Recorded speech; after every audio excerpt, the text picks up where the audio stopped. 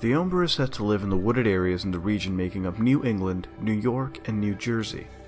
It has been seen and documented by several people during camping trips and expeditions for several years. He is described as a sort of Sandman-like creature, and that he comes to those who try to stay up until the wee hours in the morning in order for them to go to sleep quickly, writes one camper, who refused to give his or her name for this story. The Ombra came within touching the surface of my tent as I was trying to read. I could hear his sickly breathing as it came closer and closer until it suddenly went away into the night as I turned off my lantern and laid my head to sleep. The Ombra is a modern-day name of a creature widely described as a shadowy figure, or a creature that inhabits the shadows. In fact, the term Ombra means shadow in Spanish. When the creature stands in the dark, most people report that it is at least 6.5 feet tall, and it looks like a sickly human being wearing a long coat. When the Ombra stands in the light, people report to see that it has long, bony arms that are incredibly pale, just like the pictures on this page of his face. The Ombra has long legs of the same description as the arms, with feet that look inflated. He is sometimes described as wearing a long black coat that looks tattered and worn, but some reports dispute this. However, it cannot be disputed what the Ombra's face looks like. the Ombra's face is incredibly pale, with eyes that are also pearl white. They seem to be so piercing that, even after seeing the monster's eyes, I still see it on occasion, wrote Michael Smith Rothschild, a man who saw the creature back in 2010, and whose story we will share in due time. But when looking down towards his mouth, one notices that he has no actual mouth. He has a slightly open mouth that can't move much, since it has a tiny row of stitches that keep the mouth mostly shut. However, it is what the Ombra does that sets it apart from all the rest. Of all the letters, stories, and reports that have been found that fit in the description that fits into the Ombra, all write that they have lost the ability to hear. Before they lose the sense, they all report to hear a constant sound of whoosing, like wind or other nightmarish sounds. Some people swear that the Ombra can open its mouth, and when it does, the creature starts to make loud noises that sound like wind in the middle of a hurricane. The Ombra has had an interesting past. Several people have seen it ever since the beginning of European colonialism in the United States. The Ombra is known by different names. Hessian soldiers who were originally from Germany and came to the U.S. during the Revolutionary War called the creature Böser Weihnachtsmann, which literally translates to Evil Santa, because the soldiers saw the creature around the Christmas of 1776.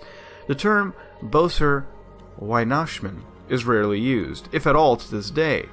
The group of Hessian soldiers made up the British Guard of Trenton, New Jersey, that was sacked by George Washington's men after they crossed the Delaware River. There are some passages from some soldiers that can still be read today, but that is for another report. Before the Revolutionary War, however, people did see the Ombra. Sightings of the Ombra were concentrated in Connecticut, New York, and New Jersey. The first documented sighting from the European settler can be traced to 1703 in the coastal town of Fairfield, Connecticut. The sighting was from an anonymous Dutch merchant who described the creature as Lach Schim, which was translated as a sort of smiling or laughing shadow. The creature at the time, called Lach Schim, instilled a sort of fear in the surrounding communities. Soon more sightings of the Lach Schim were documented in the forest near Hartford, New York City, and Newark. Another important group of people to find the Ombra was the Pequot Indian tribe of eastern Connecticut. The small Pequot tribe migrated to eastern Connecticut in the early 1500s. Both their whereabouts before and their reasons for leaving said region is not exactly known. However, there are some sources that may point to a motive.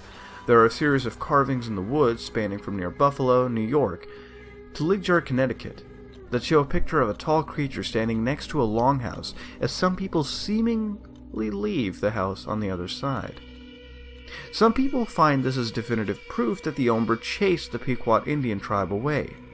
The Pequot Indians call the creature Nepoi Sepe, or Night Spirit. We know this because there are also some journal entries that come from around 1640 from an early settler to the region. His name, Thomas Connors, a Mohegan translator who wrote down some of the chilling stories that he had heard from some Pequot Indians. Some stories were passed down from as far back as 4 generations prior, and some were as recent as days or weeks prior to the recordings. It cannot be doubted that many people have seen this horrible creature. However, there are many stories that will never be found. Ever since the big camping boom around the 1950s and 1960s, park rangers, police, and other residents have discovered empty tents, trailers, and RVs in the woods with no one inside.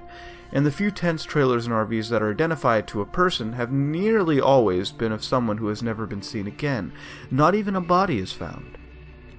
This was around the time when the reports about a shadowy figure tormenting campers started to spring up left and right all over the tri-state area.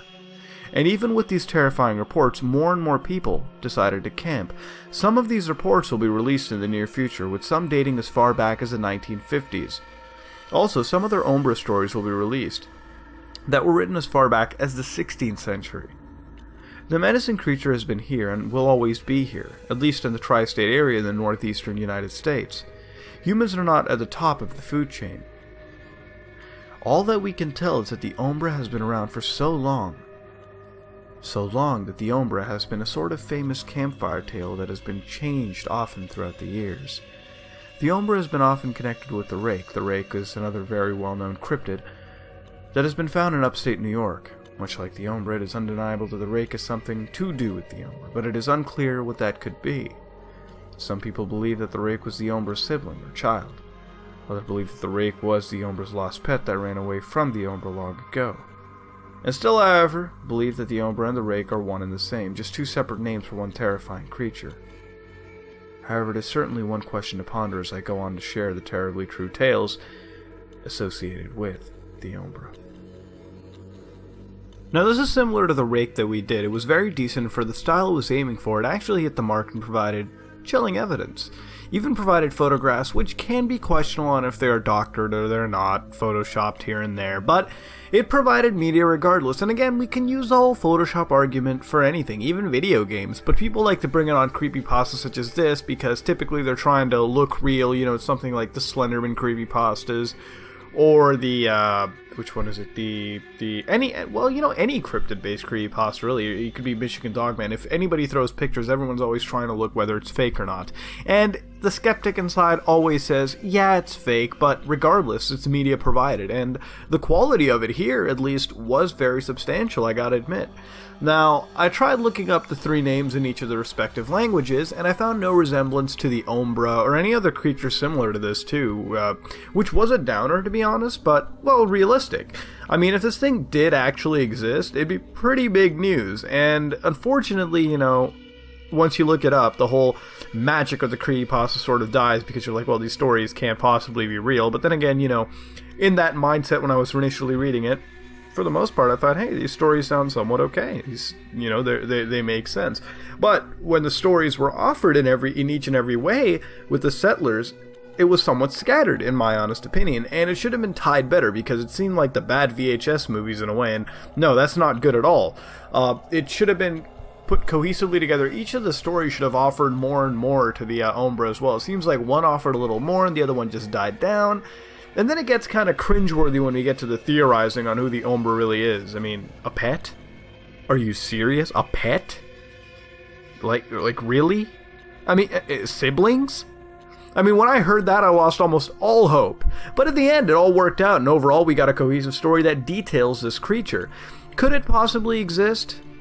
Most likely not. I mean, again, I am a skeptic, and there are tons of things in the world that we constantly discover, and yes, maybe it could exist, but, there are certain things like the Slenderman which cannot exist because, hey, it was a something awful contest, okay, that actually spawned Slenderman, but things like the Ombra or the Rake or the Chupacabra or Bigfoot or any of these creepy things, unfortunately, as now are just myths and most likely don't exist because of the way we expand, the way we're out everywhere as human beings. I think somebody would have gotten some information on these creatures. I mean, we do have thermal optics, we've got aerial, we've got all this kind of stuff. And yet we're still not finding these elusive creatures in the woods? That's a little sketchy to me. But then again, what do I really know? I mean, I'm not a, hunter for these kind of things. I don't even work in that job field. But what about the campers that do go missing every year, as detailed in this creepypasta? That is a fact. Campers never show up again that go missing sometimes. There are people that do, unfortunately, but some seem to be going missing forever. All that's left to them are their tents and RVs with all of their belongings completely intact over there. And it can't really be a joke. I mean, why would somebody just leave their stuff behind for the cops to go grab? Clearly something must have happened. Could they have been attacked by animals scattered around the forest, maybe? Or maybe they came across this thing, the Ombra. Who knows? Maybe I'll have to go into the woods one day for a night and see if I ever come across this bastard. But that's an idea for another time. In the end, I ask you, what would you rate this creepypasta, and what would you change to make it better? And what do you think about the Ombra? Would you ever go risk a night out in the woods just to catch a glimpse of this cryptid? Let me know in the comments below. This has been another episode of Creepypastas, and if you like what you saw, please like, comment, and subscribe. Dislike it if you dislike it. This is me, Mutahar, and I am out.